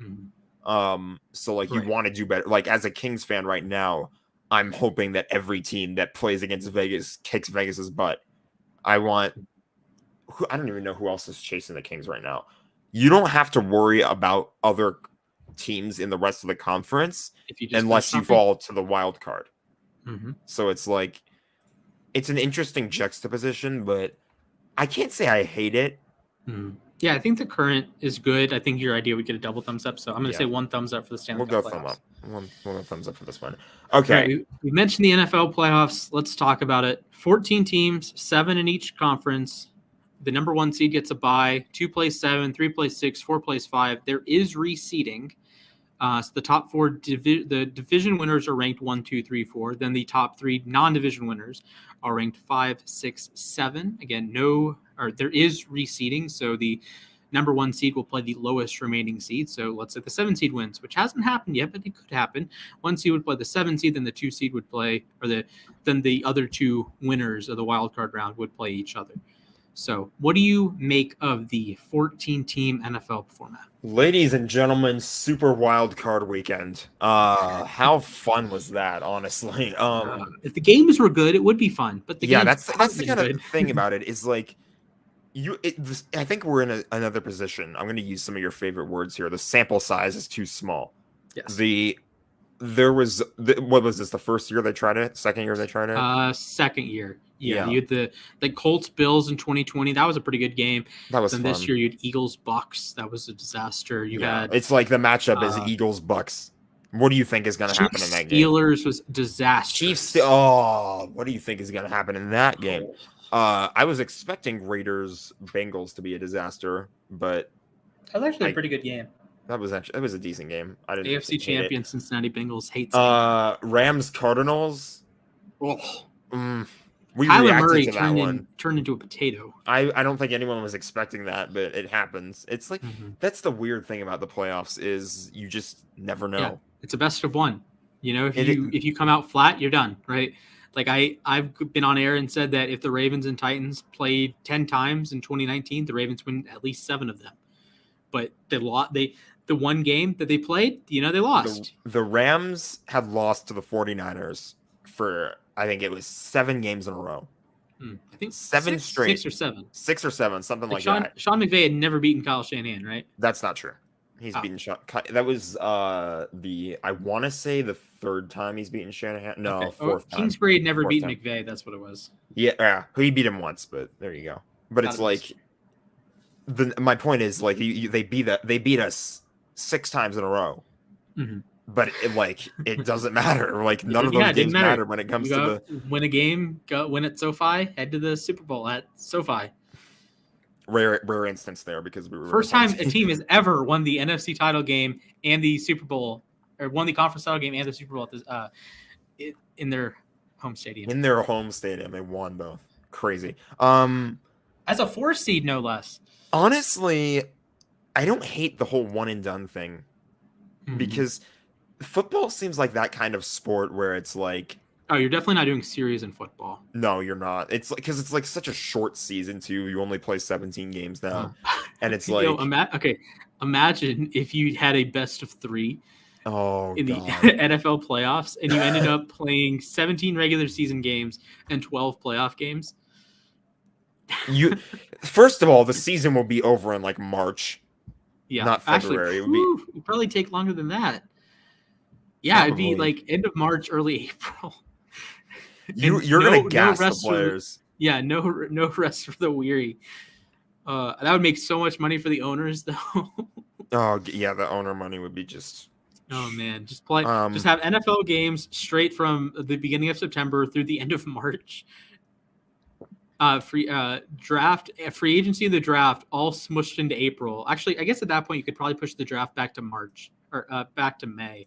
So like April free agency, May draft. Although that would be really painful for the rookies. Bottom line, I feel like football has not been messed with in such a long time, and I guess recently they did mess with it, but it wasn't like it's just an extra seed.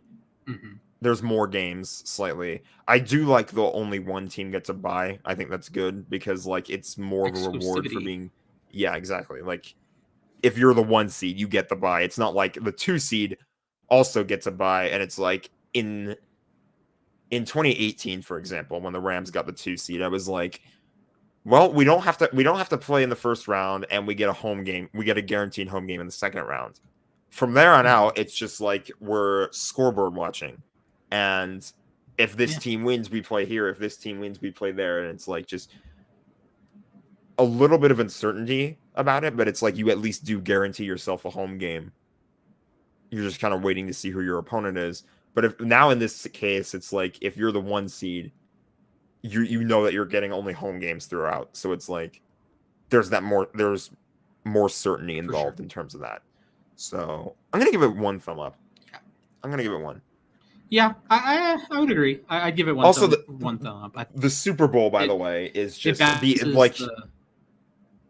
I love that the Super Bowl is just like the one and done aspect of it. Like you can put all of this hype and energy and like marketing and whatnot into like 1 game, and it's like it is a win or go home for the championship. That is fun. That is very fun. The adrenaline rush for the Rams, it was a win or stay in the same place. You know what I mean. All right. Yeah. Actually, imagine if you like go to the Super Bowl in your home stadium and you lose, and you have to like live with that the rest of your career. Like imagine like Tom Brady every time he goes into Ray J, he lost a Super Bowl for the Bucs, right? Or imagine like Stafford every home game at SoFi, he coming in after a loss. Right, because I think it's a little bit different. Like if the next time, I'm glad I don't know how that feels. Like the next time Burrow and the Bengals go to SoFi for either if they play the Chargers or the Rams. Like, okay, yeah, you've lost year before, but it's not like you have to be there 8 or 9 times a year. Mm-hmm. So yeah, it's like when you go there so many times and like you remember. I guess for the 49ers too, like they have to go there and remember they lost an NFC Championship game there. So. Mm-hmm. Yeah, absolutely. All right. Okay. Yeah, I'd give 1 thumbs up for the NFL playoffs. Yeah, one thumbs up is good. Explain the MLB for us, because I don't remember. The Major League Baseball playoffs, they are expanded this year. There are 12 teams, 6 per league. So here's how you make it. First off, win your division. If you win the West, Central, or East, you will get one of the top 3 seeds. Second, be really good and make a wildcard spot. So there are 3 wildcard spots per league, 4, 5, 6. This year there is no one and done. It is a best of 3 to start. So the 3 seed plays. I'm a fan of that. 4 seed plays the 5 seed. The 3 seed hosts all 3 games. The 4 seed hosts all 3 games. That's cool. The winners of these are predetermined matchups that are not reseeded, which I disagree with entirely. But the winner of the 3 versus 6 matchup plays the 2 seed. Every single time. The winner of the 4 versus 5 matchup plays the 1 seed every single time. So yes, this would have the awkward consequence of, I don't know, a 6 seed winning the series over the 3 seed, avoiding the 1 seed, and playing the 2 seed. And then the 1 seed could get knocked out, and boom, the 6 seeds doesn't have to face the best team in the league. Regardless, the first round, the wild card series, best of 3. The second round, the LDS League Divisional Series is a best of 5. The LCS League Championship Series is a best of 7. And the World Series, of course, is a best of 7. First year of this playoff format. I don't like I don't like these predetermined. Like there's no reseeding whatsoever. Like you can be the 6 seed, like you said, beat the 3 seed, and then avoid the 1 seed. Like what? Yeah. Like to me, that's one issue, I guess, with March Madness. I don't know if we're going to talk about March Madness, but that's one issue with March Madness. I think that's an issue with the NHL and at the NBA playoffs that I would prefer it to be reseeded. Like, I think there should be a penalty, for being a lower ranked team. There should be if you're the best team, if you're the I number guess I one team wouldn't all word it year. that way. I would word it like if you're the 1 seed, that's kind of like your reward. Like you get to play like a all reward. yeah. It's like you So play if all the lower seeded teams for making it it's to the like 1 seed. Baylor. If Baylor, you're a top 4 team the entire year, you're the 1 seed, you should get to play St. Peter's in the second round. Why are you having to play North Carolina? Why are you having to play this 8 seed, right?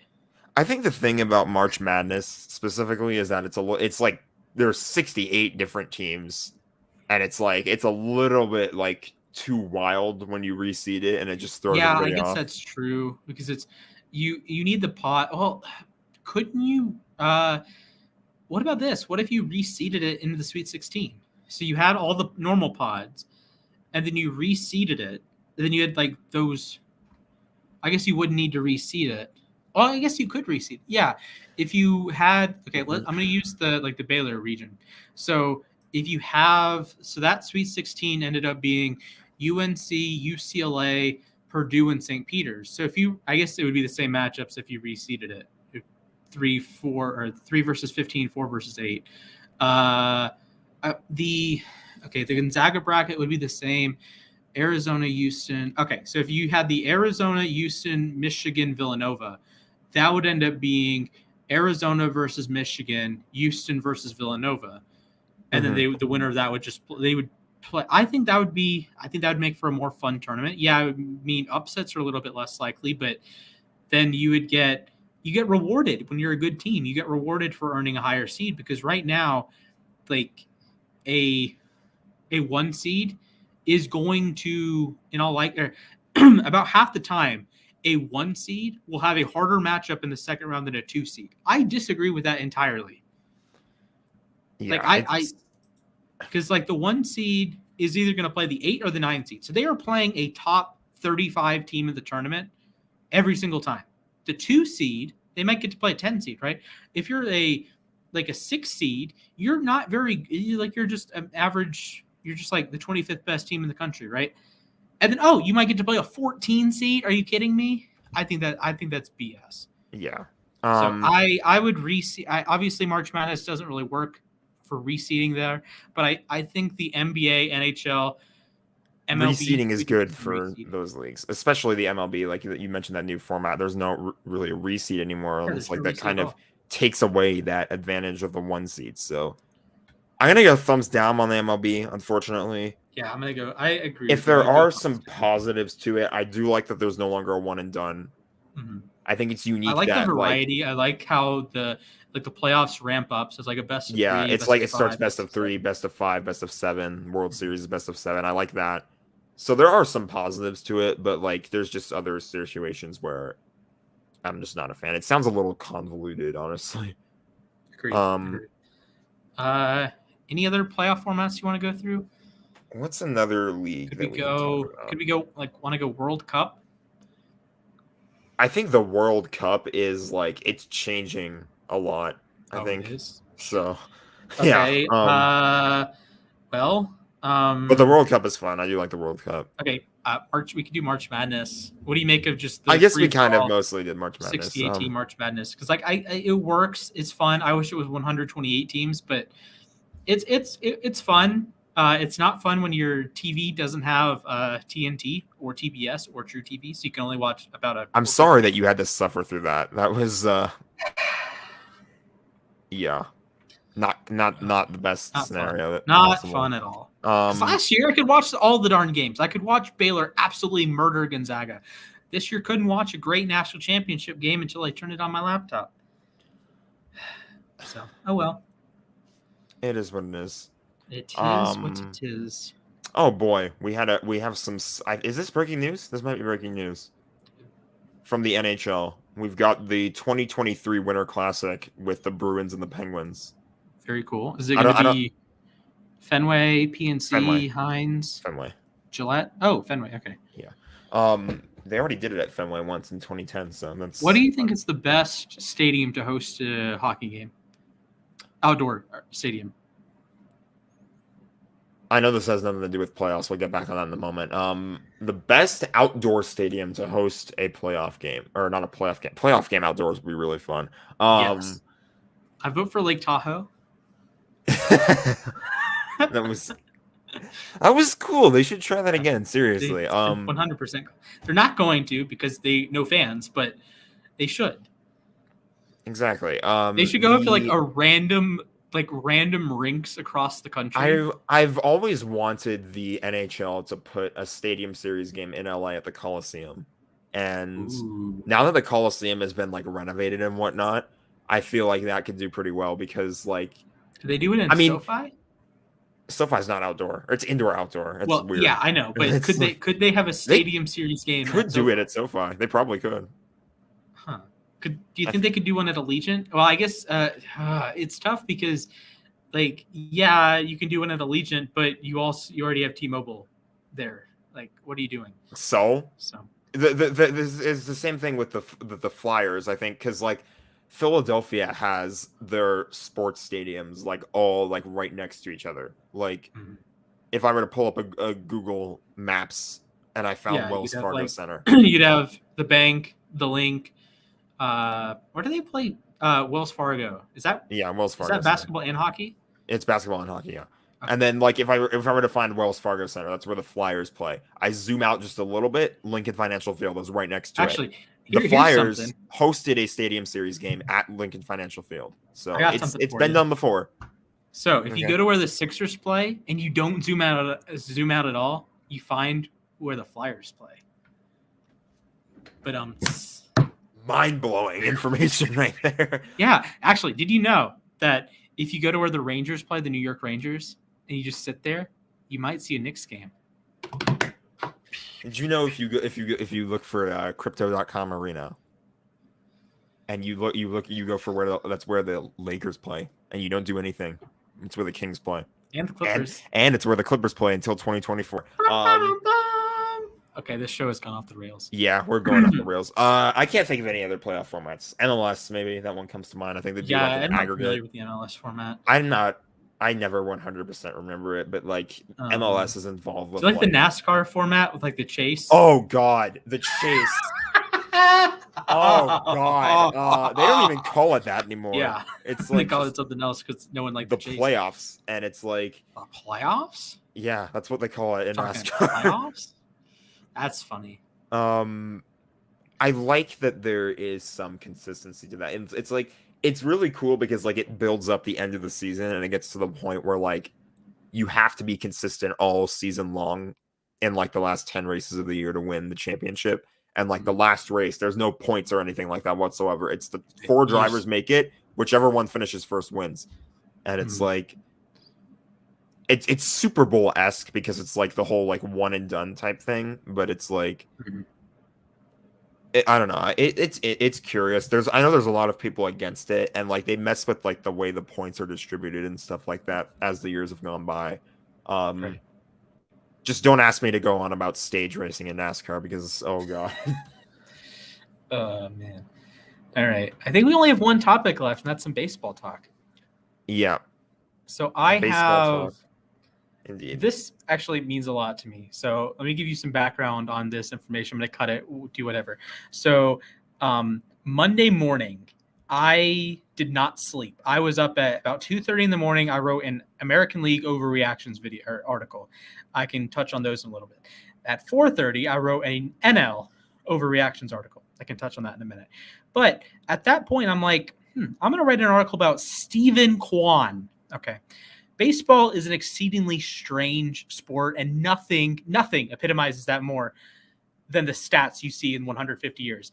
So April 10th, 2022, last Sunday, Stephen Kwan etched his name in one of the most ridiculous groups ever. He is one of 6 players to record 5 hits in a game in one of his first 3 Major League Baseball games. This started back in 1903 when Judge McCready of the Brooklyn Superbas, not the Dodgers, not the Los Angeles Dodgers, not even the Brooklyn Robins, the Brooklyn Superbas. Dodgers went through like a million different names before they settled on Dodgers. Yeah, this Judge McCready came in, 5 hits, 5 plate appearances in the 3rd game of his life, right? He batted second, played right field for the Superbas, got 5 singles, scored twice, stole a base. And eventually the Superbas like flamed out of the season. They finished just below 500. McCready never played in Major League Baseball again. He had an OPS plus of 110, which is cool, but he like never came back, right? Mm-hmm. He was traded to the quote Baltimore of the Eastern League. That's how like little they thought of him. Then we go to 1910. Stay in Brooklyn, stay with the Superbas. This time it's Jack Dalton. He was 5 for 5 against the New York Giants, same team that Judge McCready did it against. 5 for 5. He had 5 singles, including at least 4 against Christy Mathewson.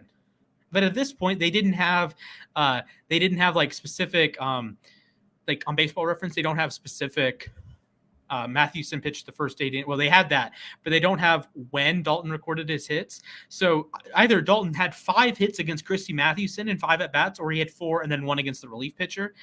But so he was batting leadoff, his second game of his career, playing right field for the Superbas, and he has 4+ hits against Christy Mathewson. Like, are you kidding me? And the although he did not help the Superbas win, they lost 12-1. And the team sucked. They missed the playoffs. Well, there was only the one team that made the team that won the pennant made the playoffs. But then after the season, he like didn't play again.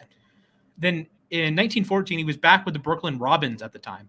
Then he quote jumped to the Buffalo Blues of the Federal League. Then he was back with the Tigers in the American League the next season. He was a solid player, 111 OPS plus, 3.5 WAR in 345 games. Nothing too shabby there. Then we stay in the 19 teens. Red Massey of the Boston Braves in 1918. Yes, the Boston Braves, not the Milwaukee Braves, not the Atlanta Braves, not the Atlanta Hammers. Massey had a 5-hit game. He went 5 for 6, had a double, 3 runs batted in. He stole a base. The Braves won by 12 runs, which is great. The Braves did miss the playoffs that season. Again, playoffs were wonky that year.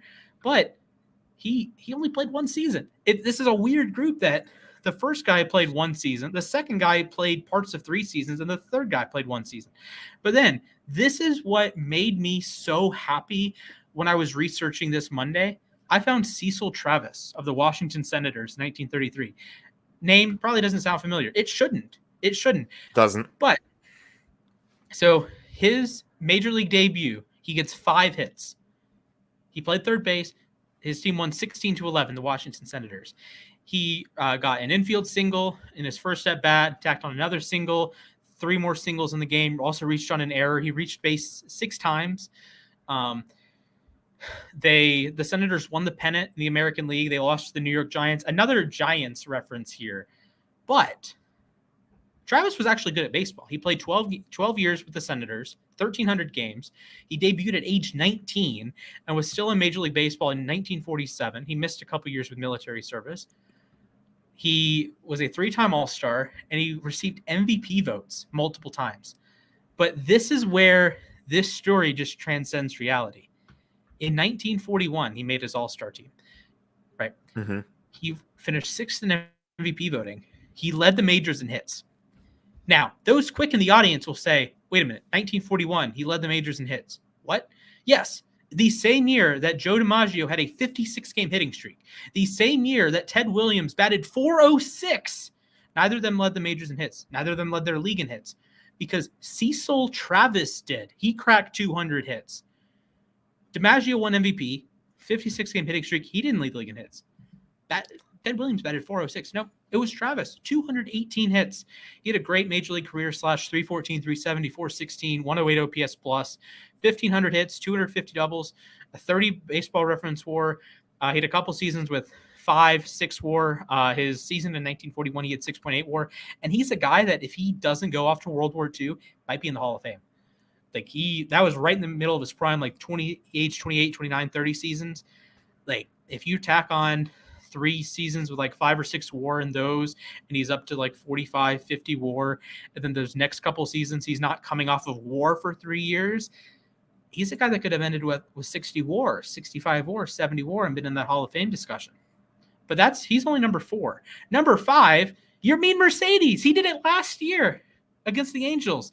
One of the weirdest games. He went 5 for 5. He was batting 8th for the White Sox as the designated hitter. Got hits in the 3rd, 4th, 6th, 8th, and 9th. Drove in 4 runs. White Sox beat the Angels 12-8. The White Sox did win the division, but it was not all sunshine and roses from your mean Mercedes. I wrote about him as an MVP candidate in April, and then by June, he was in the minors again. He contemplated retirement, actually retired, came back like 2 days later, and he's on the injured list now. So, yeah, that was wild. And then Stephen Kwan joins the list. Holy Christmas, right? He went 5 for 5 against the Guardians on Sunday, 17 runs for the Guardians. He batted second, played left field. He had a double, so 6 total bases, hit by pitch. And, yeah, and through 3 games, he was slashing 800. Batting average of 800, on base of 857, slugging of 1,000. Like, what? God. He leads the American League in walks. He leads the American League in hits. Like, he's having an insane season. I feel like right now he is obviously he's going to be the Rookie of the Year if voting ended right now. But oh man, Wild, absolutely special wild. times. Okay. You had your chance to rant. Now I get my chance. And it's not going to be as long, but it's definitely going to be a rant because we had yet another day where Mr. Dave Roberts, I don't know whether to love or hate this guy. Because Clayton Kershaw today was in the middle of a perfect game. I think it was either 7 or 8 innings. I want to say 7. Where he was flawless. There was like an incredible play by Gavin Lux too to save it, where he it got the pitch. Like I think Kershaw should have caught it. It got by him, and Gavin Lux caught it just barely inside the infield and made it throw the first. And then after the 7th inning, Dave Roberts pulls him. Like what? I understand you want to try to maybe save him, conserve his health because like it is a long season and whatnot. Splash told me he threw 13 strikeouts, 80 pitches, was 2 innings away from a perfect game. And Dave Roberts is like, nope, you're done. And I'm pretty sure, I want to say it was Austin Barnes who pitched after that, and he allowed a hit immediately. Just, what are you doing, Dave? Like, seriously, what are you doing?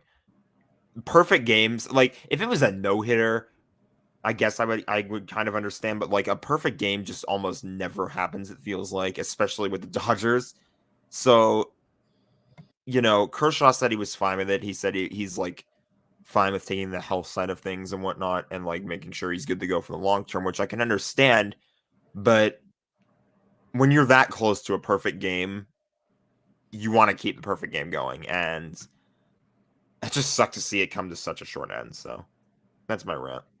I think Dave Roberts is an absolute moron for this. No-hitter, I get. Clayton Kershaw has thrown a no-hitter before, but a perfect game. Yeah. There have been 23 perfect games in the history of Major League Baseball. 23. Look, I know all of the arguments of it's April, pitch count, he's not stretched out fully, it's an April game, let's get to the bullpen. I don't care. He's throwing a perfect game. If he walked a guy, hit a guy, error, okay. Take him out. That's fine. Combined no-hitter. There is no such thing as a combined perfect game. There is no one in Major League Baseball wants to be a part of the first combined perfect game. Really? No. You want to be combined no-hitter? Sure, that's cool. A solo perfect game? Yeah, absolutely. But seriously, a combined perfect game, that just the concept of that is stupid. It's like a combined shutout. At that point, who cares, right? Combined no-hitter, okay, that's cool. Your team didn't allow a hit. Like the Braves didn't allow a hit during either game 3 or 4 of the World Series for like 7 innings. Okay, that's cool. I can vibe with that. But a combined perfect game, what are you talking about? So Dave Roberts, I think this is one of the most idiotic moves. He's done a lot of stupid moves too in recent years, but like I know it ended up not working out either way, and maybe Kershaw allows a hit the next batter anyways, or who knows? Kershaw, whatever. But you don't know. Kershaw was dealing. He struck out 13. He struck out Byron Buxton, one of the best hitters in baseball, multiple times. Like, give him the shot. Like, when you're that close, what are you losing? Dude, like 7. It's April. If he gets hurt, there's 6 months of the season.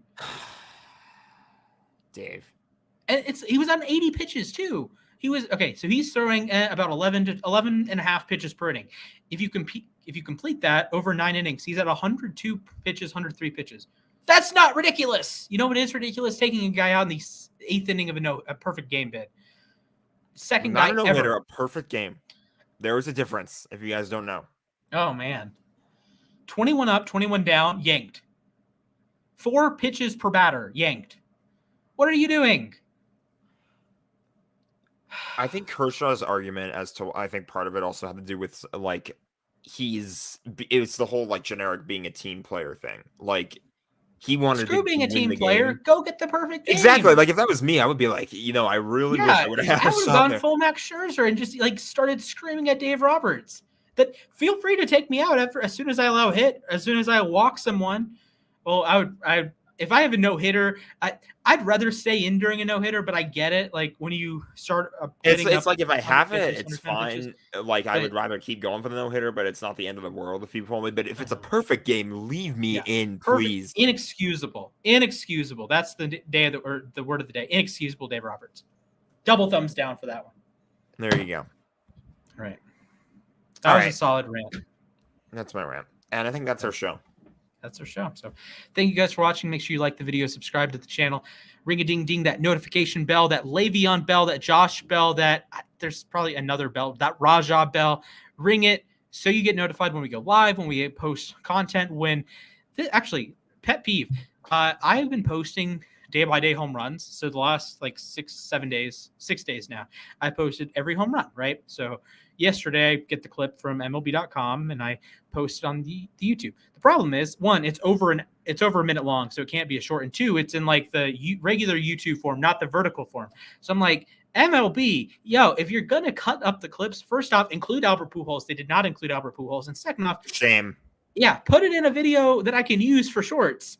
So help us out here, MLB. Yeah, help us out, man. So yeah, head to the beacons.ai/uSTADIUM. That link may or may not be changing very soon, but beacons.ai/uSTADIUM for our great content. Follow us on Twitter, follow us on Instagram, follow us on TikTok, subscribe to the YouTube. We have a ton of great stuff. And with that said, Aaron Donald trains with knives. Super Bowl champion, Aaron Donald trains with knives. We'll see you next week. It's a really awkward